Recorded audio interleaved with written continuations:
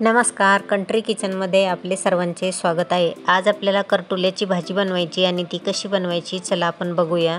पाव किलो करटुले स्वच्छ धुवून घ्यायचे आणि त्याला बारीक कट करून घ्यायचं आणि 2 मीडियम आकाराचे कांदे तेही बारीक चिरून घेतलेले आहे। थोडीशी कोथिंबीर, अर्धा चमचा मोहरी आणि अर्धा चमचा जिरे, पाव चमचा हळद, 1 चमचा कांदा लसूण मसाला, 1 चमचा तिखट, आवश्यकतेनुसार तेल, चवीपुरतं मीठ। आता पॅनमध्ये तेल तापत ठेवलेलं आहे आणि तेल चांगलं तापू द्यायचं। तेल तापल्यानंतर त्यामध्ये आपल्याला मोहरी टाकायची। मोहरी छान तडतडली की त्यात आपल्याला जिरे टाकायचे। जिरे मोहरी चांगली तडतडली की त्यात आपल्याला बारीक चिरलेला कांदा टाकायचा। आता या कांद्याला चांगलं आपल्याला लालसर होईपर्यंत परतून घ्यायचं। ही करटुल्याची भाजी आपल्याला पावसाळ्यामध्येच खायला मिळते। ही रानभाजी आहे आणि चवीला खूप छान लागते।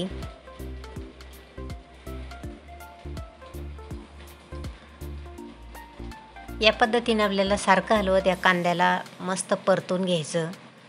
बघा आपला कांद्याचा आता थोडासा कलर बदललेला आहे। यात आपल्याला आता हळद टाकायची, कांदा लसूण मसाला टाकायचा किंवा घरगुती आपला काळा मसाला टाकायचा आणि लाल तिखट टाकायचं। 1 चमचा लाल तिखट टाकलेला आहे। मसाला चांगला परतला की त्यात आपल्याला बारीक चिरलेले करटुले टाकायचे। आता या करटुल्याला मसाल्यामध्ये 2 मिनिट छान परतून घेऊ। गॅस कमीच करायचा म्हणजे मसाला जळणार नाही। बघा या पद्धतीने आपल्याला त्याला सारखं हलवून घ्यायचं। आता यात आपण चवीपुरतं मीठ टाकून याला एक वेळेस चांगलं मिक्स करून घेऊ।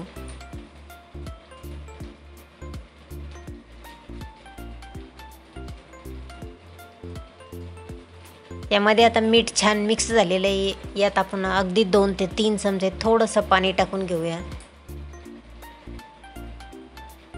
म्हणजे वाफ तयार होईल आणि वाफेवरती करटुले छान शिजतील। गॅस कमीच ठेवायचा।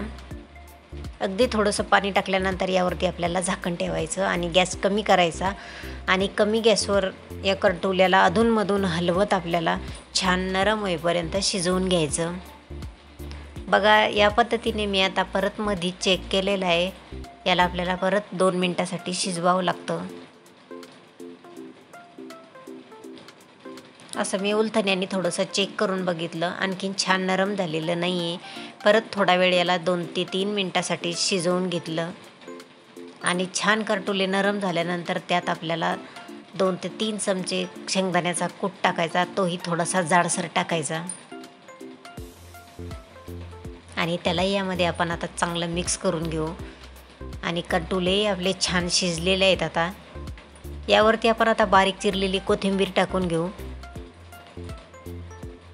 आणि गॅस बंद करायचा। अशी आपली आता ही करटुल्याची भाजी आपली तयार झालेली आहे।